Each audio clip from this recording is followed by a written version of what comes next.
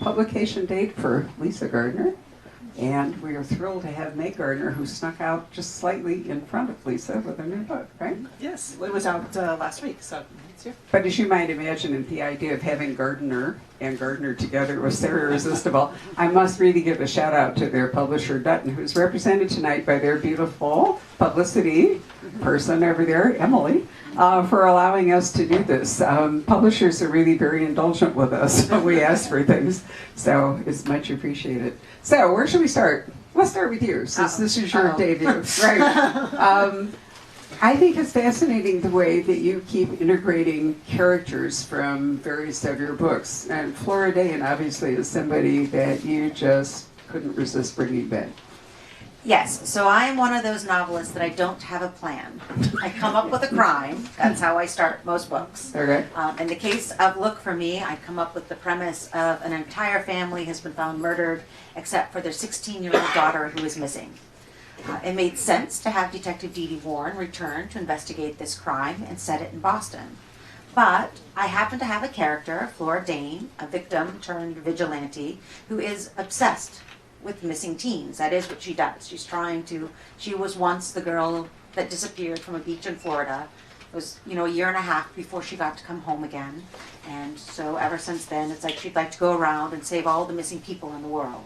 So it started to make sense. Well, what if she got involved with this case too? And what would it be like to have, an actual trained detective, Dee Dee Warren, who is very obsessive about her job, but also a big believer in the rightful place of law enforcement and a murder investigation, and then someone like Flora Dane, who is a complete wild card. She definitely does want to find Roxy Baez.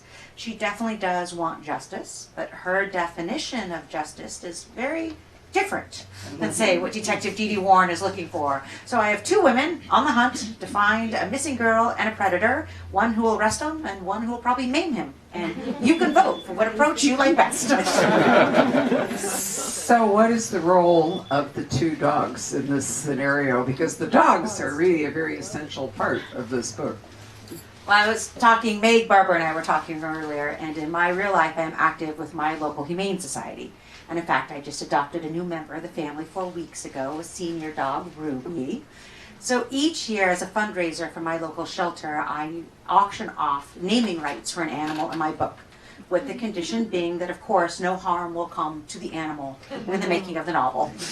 I think we all know when we read suspense, we don't want anything happen. I think Lee Child once talked about we don't like helpless victims, and animals are helpless victims.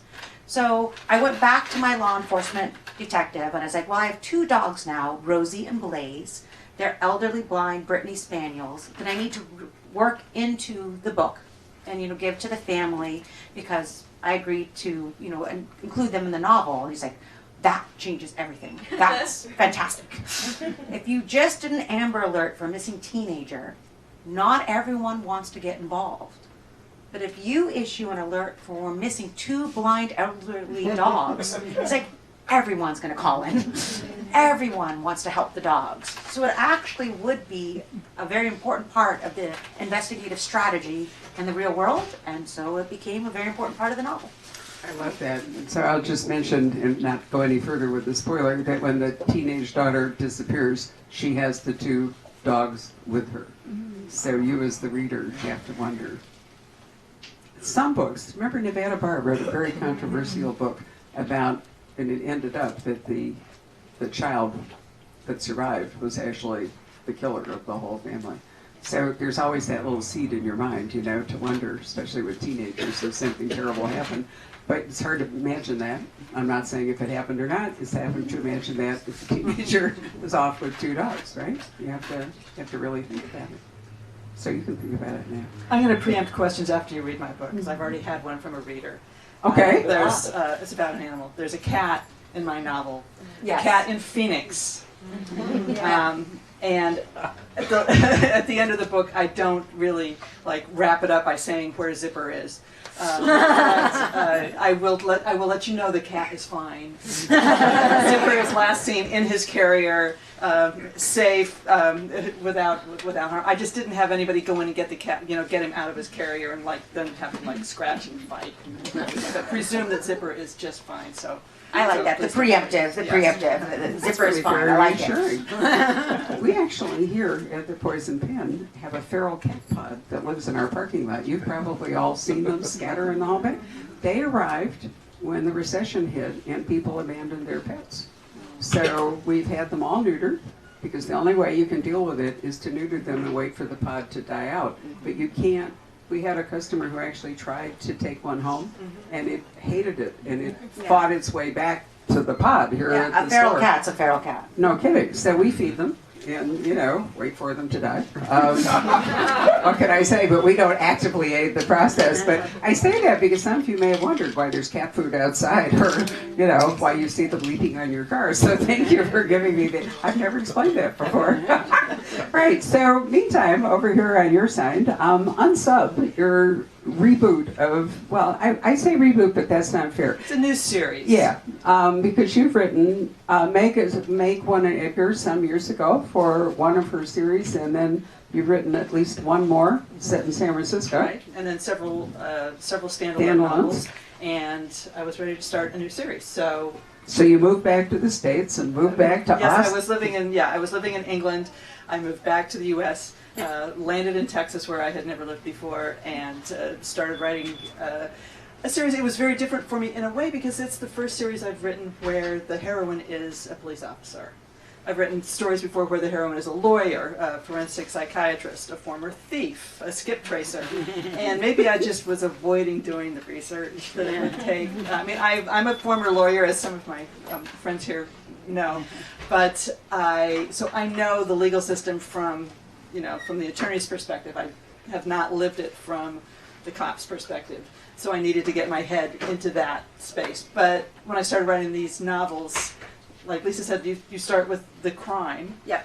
And once I started with the crime of a legendary cold case that turns hot again in Unsub, the story had to be about the investigator, and that had to be the cop. So Caitlin Hendricks was born. She is the very young green detective in Unsub who gets drawn into this very major murder investigation. And then at the end of that book, I'm not spoiling it to tell you that she survives and moves on to the series. She is recruited. I'm sorry. Fine series before we go any further. She survived, and she's recruited by the FBI, and has joined the FBI in the new book, Into the Black Nowhere, which sees her still a bit of a rookie, trying to level up, stand out, but fit in, find her place, catch up. She's just running, 100 miles an hour to try to learn everything there is to know about investigation. She's working with the behavioral analysis unit, so she's learning criminal profiling. And her unit is called out to Central Texas, where women are disappearing on Saturday nights. One woman vanishes from a movie theater when she goes to the concession stand. One disappears from her own car at when she stops for a train that's crossing. Another one vanishes from her living room when she gets up to check on her baby.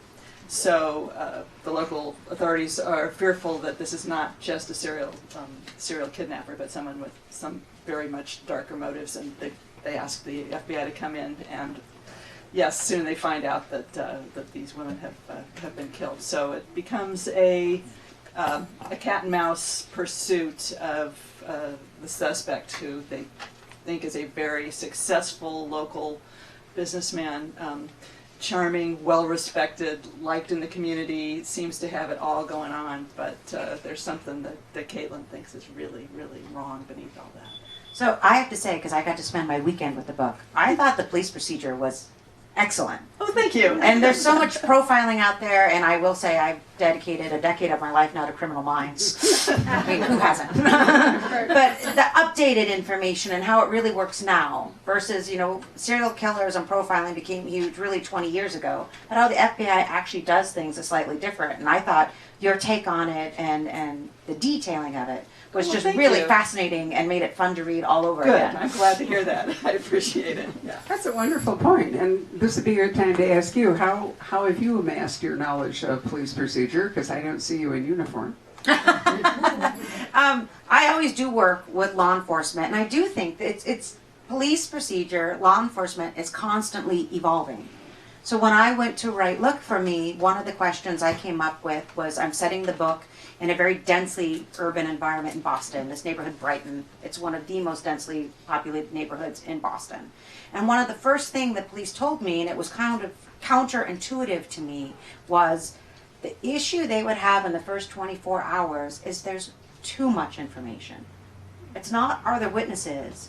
I mean, all the blocks are apartment buildings, just chock full of people. They're like, there's dozens and dozens and dozens of people who potentially could have seen something meaningful that you all need to have interviewed immediately.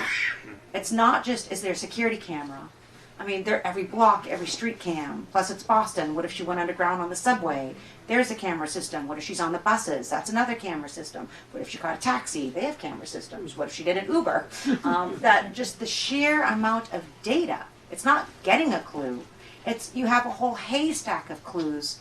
Which one's the actual needle you're looking for? And I never thought of it that way. Yeah, detectives are case managers. They Yeah. really need to determine the scope of the crime scene. Yes. What they're going to fingerprint when they go into a house. They don't just fingerprint everything within, like a one block area. It's really it's a series of decisions, and that's agonizing decisions sometimes because whether they're picking the right size and scope for the. And that's it too, because they were talking about, is like, well, isn't this what you use like uniformed patrol officers for, to kind of do the first pass? And they're like, well, you have to be careful because sometimes people don't know things, but they know things. And a good homicide detective can tell, like, the right question to ask, or, wait a minute, what do you mean you didn't see that? That is actually telling. Sometimes the absence of sound, the absence of information is what there is to learn. A good homicide detective has that context. A uniformed patrol officer is going to write down, didn't see or hear anything. So again, there's a lot to go through and you need the right eye for it. It really is an expert decision. What is there to learn or not learn from this particular instance? And I, like what you said, they really are managers now. And it's the public pressure and the amount of people who will tell you what you just guessed wrong. Always an added bonus to Detective D.D. Warren's job. One of the things I think is so great about a procedural is that it gives you a structure, for telling your story. And I'm so overwhelmed by domestic suspense in which, don't trust anyone and it's just all over the place and all, and I think, it's wonderful to pick up a book and know that you're going to be able to work your way with the police or the FBI, whoever it is. You're going to be able to work your way methodically, even if there are flashes of intuition and lucky breaks and all those other things that happen, along a path to a resolution instead of waiting, for the next betrayal or whatever. I think part of it is just there's too much of the betrayal genre at the moment. And if you're me and you have to read all of it, I it's don't just like unreliable narrator. I'm just going to go out on a limb, Really? and I'm the first to say it. I don't like unreliable narrator. I want to be able to trust the person, the main character talking to me, or the character that's a proxy for me. And all of these books where every chapter you're being lied to, you the reader, I don't love it. That's just my take See, on I it. don't really mind unreliable narrators, but I get really tired of families where everyone in it wants to kill everybody else in it. It's just. Wait, what do you do on the holidays? Well, I'm just being somewhere about that because I once again read too many. You've read 95 books. I know. Listen, I have a new motto, which I think is really a valuable one, and I will tell it to all of you, and some of you probably have figured it out by now. I read bad books so you don't have to. And I'm serious about that. The stuff that we put into our newsletter and our picks and all, those are the books that I read that I sifted out, or Patrick, or any one of our staff, and we have said, this is really your good book, because I can't tell you how many really bad books there are out there. Not even one of these, of course. No. Thank you for that. You're welcome. How did you acquire your FBI or procedural expertise? I Talk to people. Talk to people. A lot of reading. There's a lot online, of course. Yeah. I went on patrol with the Austin Police Department. Oh, wow. Which is where I found out when I asked the young patrol officers, "Do you hope to make detective?" One day they're like, "Why would we want that? Detectives have paperwork. Detectives take a briefcase home at night." we get to drive these cars nice and fast when we want to. I also went to a couple of seminars that the FBI gave for writers in New York City. Yep. And that was extremely illuminating. At their New York headquarters, they had quite senior agents come and talk to us about counterterrorism, counterintelligence, white-collar crime, organized crime, cyber, and it was really interesting to see how they work. So I did all that, and then of course I would write the stuff, and I would get it really wrong, and I would get back my first draft with like I'm thinking I had written a really, really great like tactical scene, and just a small comment in the margin. I'm thinking I'm going to get like huge thumbs up and smiley faces and stars, and it's kind of like there are YouTube videos that explain how real police departments do this stuff. Maybe you can watch. So, it's okay. It was a first draft. Yeah. It's fun to learn that stuff. But I love in writing that no one ever sees our first draft. It's like our little skeleton in the closet, our dirty little secret. No one has to know. It's just between us and our editor.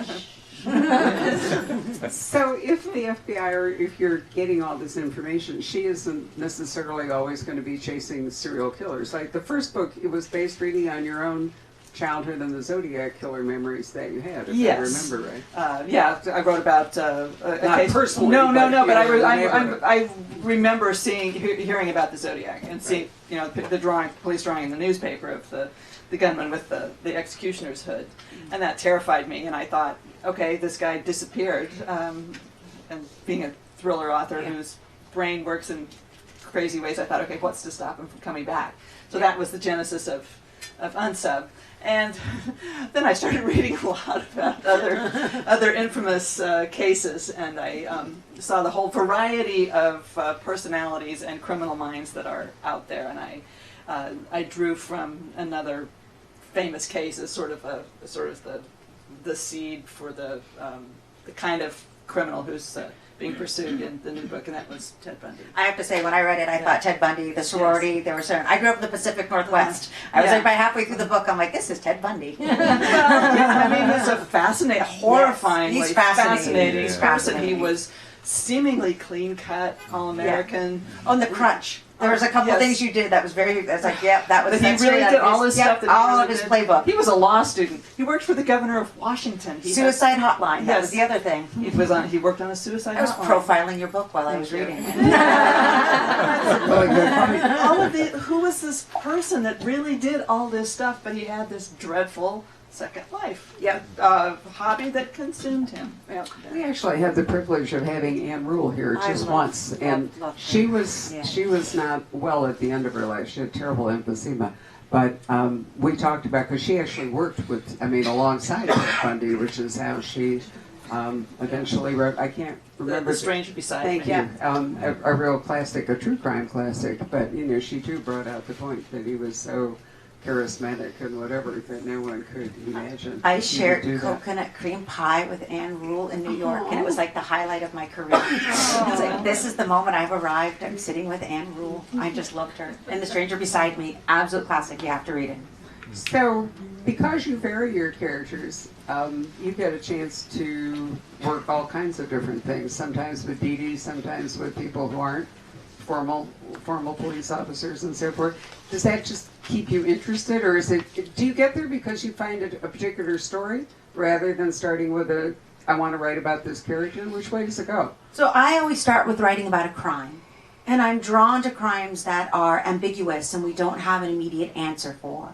So for the example in Look For Me, the opening scenario in the book is something that has happened in the real world as well.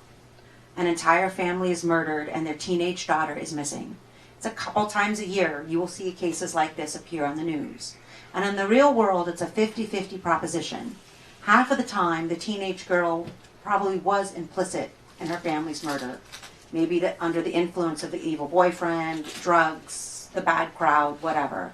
But the other half of the time, the family was murdered in order to abduct the teenager. And that's the situation that kind of fascinated me. I never know the end of my books. So I'm drawn to a crime where it really can go either way. And I was drawn to the policing challenge of that. You have an Amber Alert situation. It's incredibly urgent. You need to know everything you need to know about a family, and you needed to know it like yesterday. And yet, by the very definition, you don't even know, are you looking for a killer? Are you looking for the next victim? I mean, if you're someone like Detective Dee Warren, how hard is that? You do an amazing job of maintaining the suspense. Well, it's because I don't know. There you go. That's your secret. It is, it's true. So I come up with these situations where you can give with one hand and take away with the next chapter. And then I work with law enforcement with what are the logical things you would do to try to work this case. And because we don't want it to end chapter 2, what are some really good complications? and you know, things kind of evolve from there. But there's always some kind of crime, and it's generally from the headlines. But yes, I'm not stuck with one kind of crime. Right. I can be more fluid and then make up which character comes back to solve it. Well, yeah, no, I think it's incredibly useful that you have this sort of stable of people you can draw on, one of which, and years ago, you probably none of you can remember an author named Del Shannon. Has anyone here in the room ever read Del Shannon? I'm really showing my age here. She was my mother's, in many ways, favorite author, and she wrote, I don't know, like a zillion, seriously, it was a book club thing. She must have written like 80 books about, and most of them were set in the Los Angeles Police Department. But the strength of her books was that the police were working more than one case, and the cases didn't necessarily coincide, or ever tie together. They were just working cases. And so when you read one of her books, you would follow one, track, and then another track, and then a final track. And there was usually one that was more dominant. But her point was that real cops don't just work one case, just like lawyers don't just try one case at a time, maybe in court, but otherwise they're often working on multiple things. And there was really, it was a realism to it that was fascinating. And she could sort of blindside you by which case turned out to be the most important one, because she couldn't tell at the beginning. I like that as a device. Another plot idea. Yeah. Right. So, this Gardner over here, you have sold Unsub to CBS, right? It's going to be a series? Yes. CBS is developing the Unsub books as a 1-hour drama, and I'm just like super excited. I'm maintaining it here. I've been running around like Kermit flailing my arms. I'm extremely happy. The pilot has been written, and it's being executive produced by, and the pilot was written by Liz Friedman, who is an Emmy-nominated screenwriter. She wrote for Orange is the New Black and Jessica Jones, House, and Elementary. So I'm just thrilled. And it's amazing to see my work be adapted by such a pro, such a really brilliant and exciting writer. So it's a lot of fun. Do you get to have any input on that? Do I get to have any input? I don't get to cast anybody, so I'm sorry. Not even my husband gets to be an extra. Do you have ideas? Do you have images in your head, though? You know what? I do, but but CBS and the producers also have some very strong ideas. So I'm not going to say anything because I don't want to leave anybody out that they are considering. So you're a virgin to this process. How often do we get to be a virgin later in life? Right. So since you are one to this process, you don't know yet how you're going to feel about what they do to your books and your stories and your characters. Could be all positive, but there's probably going to be moments when you wonder, would they really have done that? Well, yeah, but it's like my children. They've grown up and they get to do what they want to do. I can't control them anymore either, So I just have to bite my tongue and hope that they don't get arrested. I like that analogy. But I deliberately was willing to have my work adapted by somebody else, and then we are the gods of our stories. We are the complete masters of our universe, but only until the book is published and somebody else reads it. Because you all have free will, and every one of you who picks up a book sees the characters a different way, sees the settings a different way. You hear their voices in a particular way, and it's very individual to you. So it's the same with the letting somebody else adapt it. You have to let it go in a certain way.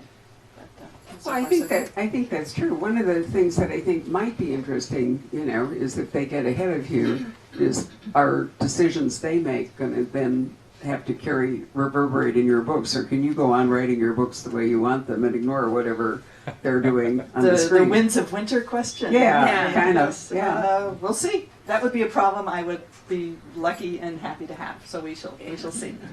I've always thought that would be a real challenge, you know, for somebody who's created a world to watch somebody step into it and sort of warp it. Right. So what are you guys working on next? I always like to ask that question because readers are so excited to think this isn't the last book, but there's another one coming. So yeah, so my book just went on sale today, but let's talk about the next one, Barbara. No pressure at all.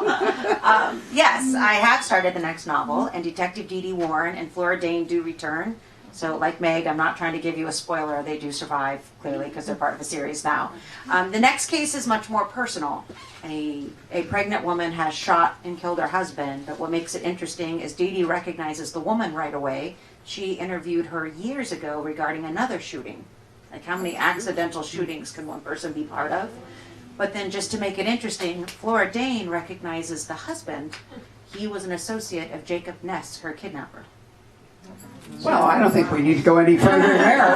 Oh, wow. And I'm assuming that Caitlin, who we now know survives also. Okay, Caitlin, I am starting Unsub 3, which is tentatively titled The Dark Corners of the Night. And Oh, I like it. thank you. She goes with the FBI to Los Angeles, where there is a series of home invasion burglaries that become killings, and only at night. Someone seems to be roaming the freeways, slinking silently into people's homes, but there's some other weird stuff going on, which I won't. You know, that's a great thing about the FBI is that you can send her anywhere. Exactly. Which is fun. And actually, with your varied cast of characters, it doesn't always have to be Boston, does it?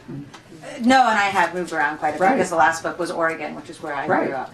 So I just want the record to show Meg has this really cool title, and my next book is titled Flora Dee Dee Book 3. Don't know if we'll keep it. That's what I got.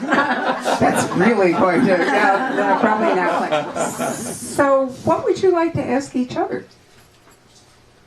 Oh, she didn't tell us. This is like the bonus round. What is your biggest fear about the TV series? That it doesn't run for 25 years. Touché, good point. What's your biggest hope? That it runs for 25 years. I like it. What would you write if you wanted to write in a completely different genre? I already have done 2 genres. I started and romance, did suspense. I actually will tell you I'm a sucker for fantasy. I just don't think I can write it because I don't think I'm a world builder. Like, that's not, I don't think that's one of the strengths of my writing. I'm better with action and narrative. But I love to read those books. And so every now and then I get tempted. And then it's like, you know, all writers need a hobby. We need the things that we still enjoy reading because we know we can't do it ourselves. I also really love historical fiction. But again, it's world building. You have to bring the past alive. Don't know if I could write that one myself. But I toy with them. Do you know, strangely enough, we have a book coming out. The author will be here next Tuesday. And it will surprise some of you to learn that it's, in many ways, of our book club picks for February, my favorite because it is a thriller, a very dark thriller, but it's also a futuristic, it's a whole thing with science fiction and but it is so brilliantly written that even though I don't normally want to go that way, you know, I was just like totally sucked in. And I think that's one of the really great things, you know, is that sometimes you are surprised by where you're willing to go as a reader. So can we ask the audience a question? Now, So speaking of Q&A, historic... you didn't think it was going to be us asking you questions. Well, okay, so speaking of historic fiction, this is what made me think about it. I absolutely love The Alienist, the book. right. Has anyone seen the TV show yet? Is it good? Should I be trying it? It's very good. Okay, because I was worried if you love the book, I'm afraid the TV show will break your heart. Your series will be brilliant. You wrote it 20 years ago. I did. The book's been a long time, so that probably helps. But the trailers have looked really interesting. So you're thinking thumbs down? You didn't? Oh, you don't know. Okay. So we have 1 vote for the Alienist TV show. Okay, more thumbs up over there. All right, all right. Well, the really good thing is because it's historical, it didn't go out of date in the last 20 years. That's a good. Yeah. You know, which would be much harder to do if it were something contemporary. You really don't want it to be a 25-year gap. You'd like it to be made now, right? Yes. All right. So, audience, do you have questions that you would like to ask? Everybody's paralyzed. One question. When are we gonna see Here's Quincy again? When are we going to see? I just gave him to you last year. People are greedy. He's one of my favorites. I don't know. Again, sadly, because I write based on crime, not necessarily character, but I have gotten the memo from my readers that the Quincy family remains near and dear to you. And if anything, I may be able to also kind of like Flora Dane work them into another novel as well, because I'm trying to juggle 2 series in the least efficient manner possible for my publisher and readers. The other thing I'm starting to realize is let's just kind of bring them all together, and then we don't have to pick whose the book is about. So I will bear it in mind. I will keep you posted. Can I have a follow-up? It's Okay. not really a question, it's more of a statement. So, for 2 different books, Live to Tell, that's the one with the pediatric psych nurse, Yes. right?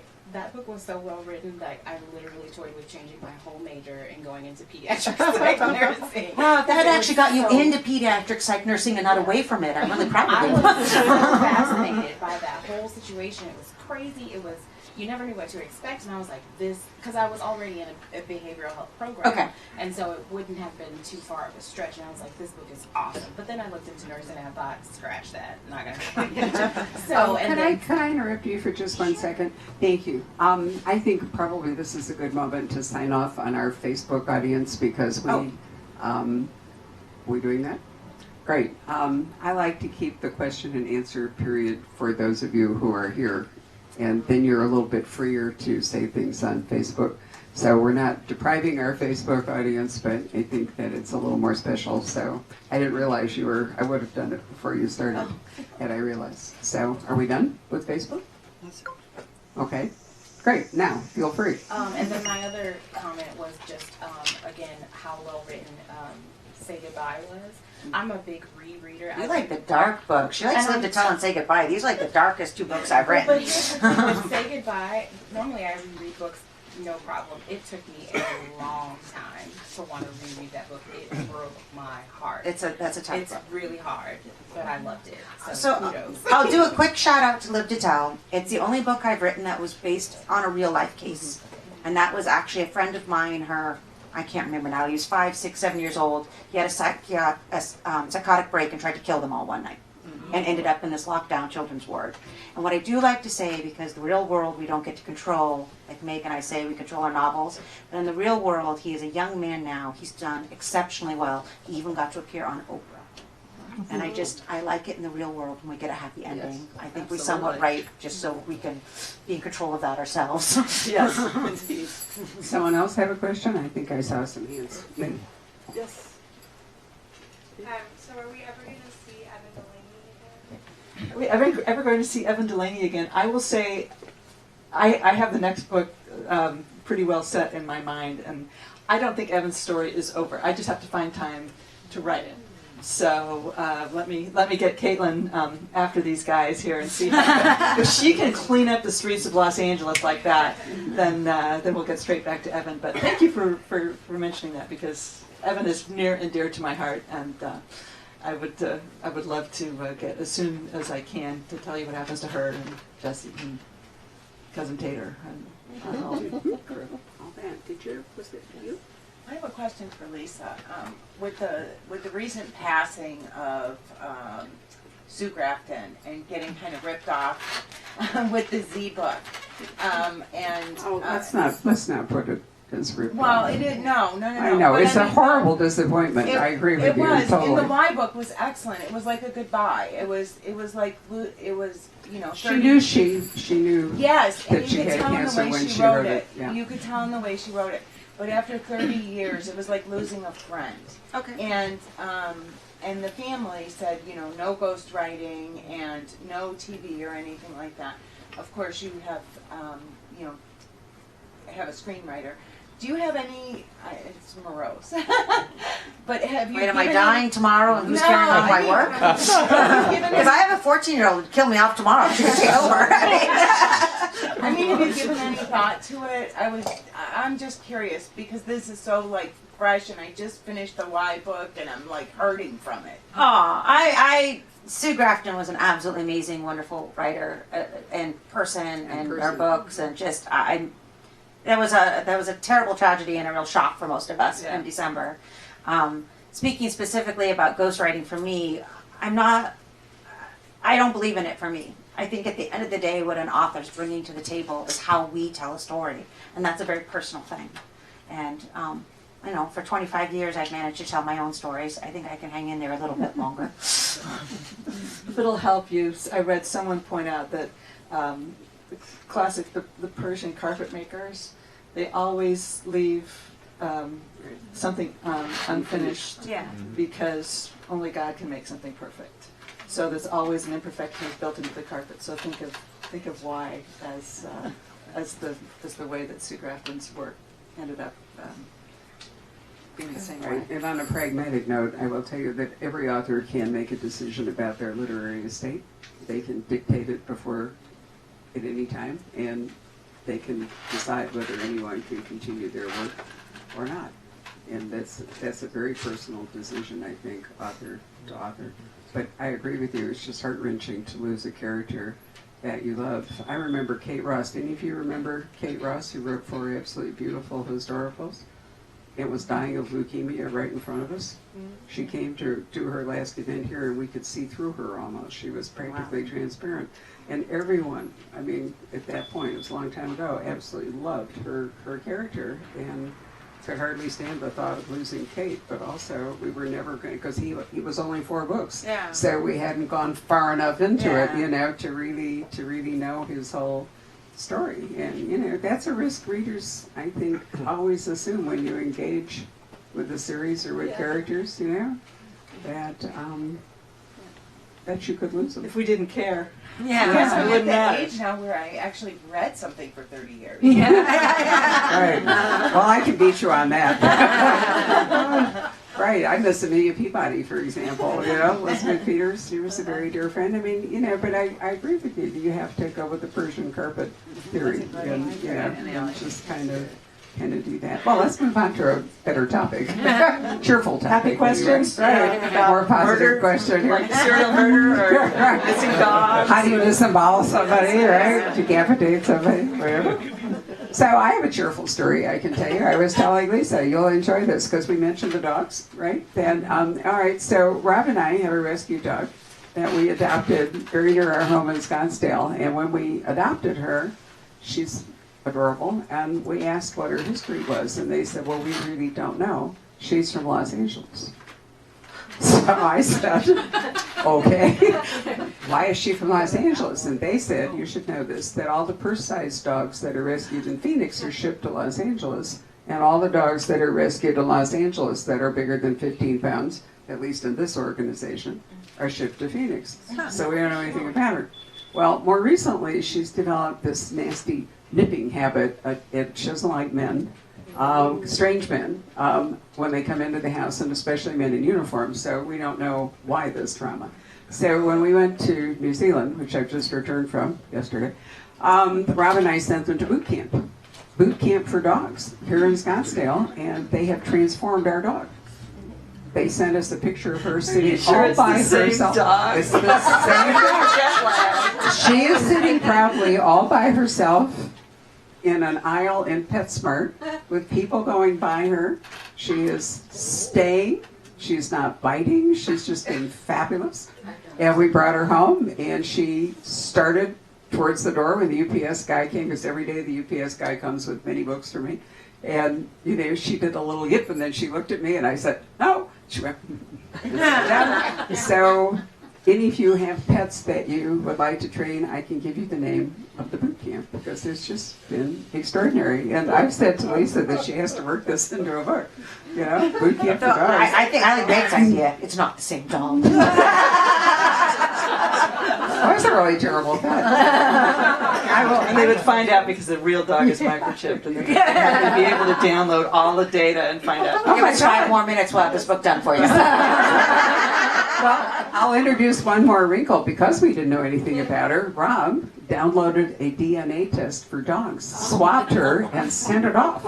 And now we know, I'm serious, she's half Shiba Inu. I bet most of you don't even know what a Shiba Inu is, right? It's a Japanese dog, and she looks like a fox. She's ginger colored. She has a big bushy tail and a little black nose, and she's adorable. But she's part Pinscher and part Fox Terrier, which automatically means you can't really train her, right? So anyway, there's lots of things you can do with dogs, kid, that you just barely scratch the surface of, right? Right. Mentioning that to you too. I'm sure that when we read future books by these two authors, there's going to be significant dog material. I had a Labrador. The boot camp would not have made. Wouldn't have helped. Well, rats. So it is fun because look, for me, the other dog I needed to memorialize was in honor of our executive director of the Humane Society. So Detective Dee Dee Warren gets a dog. So she Well, there you are. She can send it to and, Book and Kiko, their new rescue dog in the book, of course, spends the whole time trying to eat Dee Dee Warren's shoes. So maybe book 2, Kiko needs to go to boot camp. You heard it here, folks. Is there a question over there? Yeah, I've got a question about the process of writing. When I was a child, like all of us, I'm sure I would read every book in a series. 30 Nancy Drews, 24 Bobbsey Twins. And I would realize, because they were all lined up, each one in the series was exactly the same number of pages long. And that makes me want to ask, who tells you, or how do you know how long a book should be? Does your publisher have input in that? Is there some app that tells you however long it needs to be? I just sit down, put a samurai bandage across my face, and it's just typing until I have the computer set to alarm when it gets there. No, actually, it is in a contract that they arrange for the word count of the novel. Yes. Well, just a general idea. The publisher Because you have to define novel length. right, novel length work. We can't turn in a short story. Yeah, if I turned in, something that was 40 pages long, it would be insufficient. If I came up with, Game of Thrones times 10, that would also be a problem. It sort of becomes intuitive and then explicit to see what novel length books people are reading now, and to know that if I want to continue writing something that's that's lean, that's got a lot of momentum. Yeah. You can't pad it out and make it 600 pages long. That I feel comfortable writing a book that if it's hardcover, between 300 and 350 pages, I think that's tells the story in all the detail and depth that I want it to, and that readers feel like they're getting a good deal. Yeah. I don't know about you. No, what makes it? Yep, she's right. Yeah.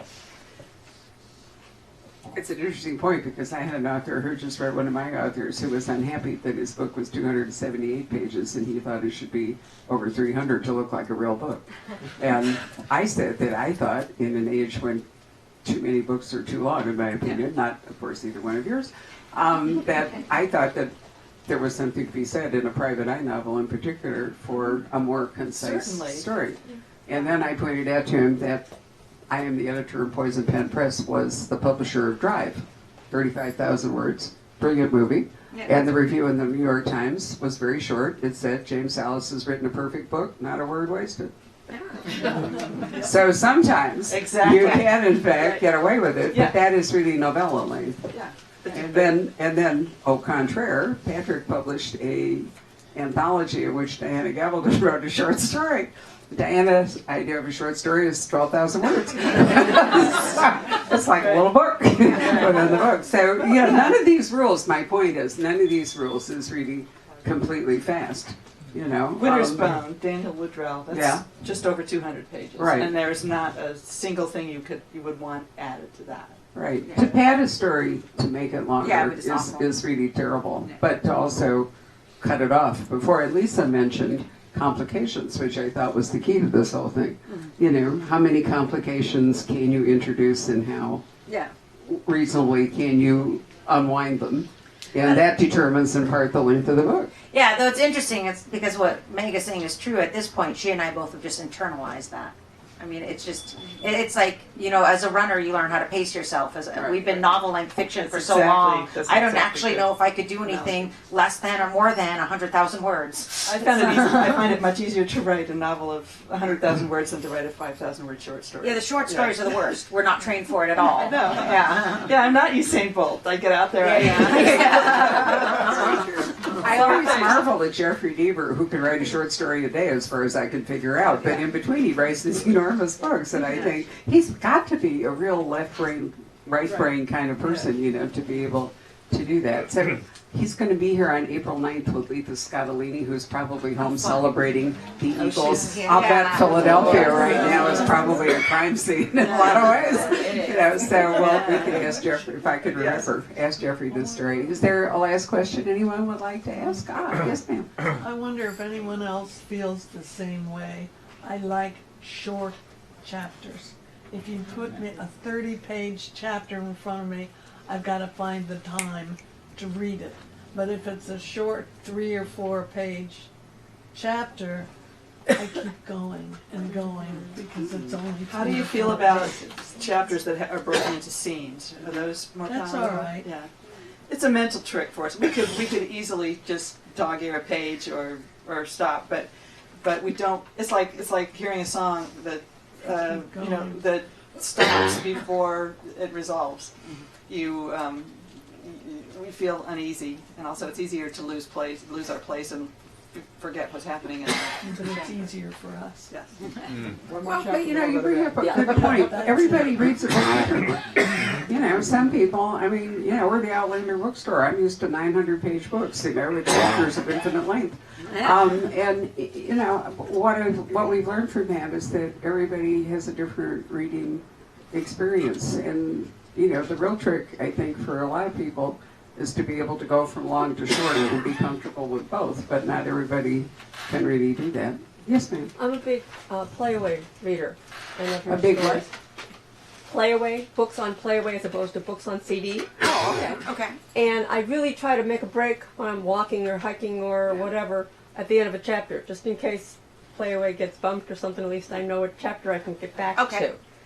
And that is really helpful when the playaway chapter is only 12 minutes versus 90 minutes. Okay. You'll never find your way back. Yeah. I like to write short chapters, but I like to vary the length a bit. At least for audio. Yeah. You know, it's interesting. I've never even thought about it for audio because we're not really involved with that. You hand over their book and they go off and make an audio book out of it. It'd be interesting. I've never thought of it. Never even thought to look at that. It's a wonderful way to get an extra book in, especially if you're a hiker. Yeah. Oh, that's true. Or at the gym and you're bored out of your mind, you're still doing reps. Yeah. Bless Or your you're heart. gardening. Don't do it with the lawnmower. The lawnmower always is louder than your headphones. It's nice to hear from readers, though. It's nice to hear what your experience is because some of this stuff. Right in the airport. Yeah. Okay. In a delay. So I have a suggestion for you. Steve Berry has just let us know that the person who reads his audiobooks and is in fact done over 800 audiobooks is going to join Steve Berry and John Lesquire on March 20th. And we're going to do a whole evening about audiobooks, which I think will be really fun. Love to, but I'm from Chicago. Well, there you are, but you know what? See all that equipment? You can watch it. Okay. Right. And speaking of which, just to end this up, in the back room while signing, Lisa and Meg and I recorded a podcast in which we talked about some other stuff. And you can go to the Poison Pen website now, and on the bar where it says live stream and blog and all that other stuff, there's now one that says podcast. And if you click on it, you can download it to your device and you can listen to it. And I'm trying to do them to talk in part about stuff we don't talk about.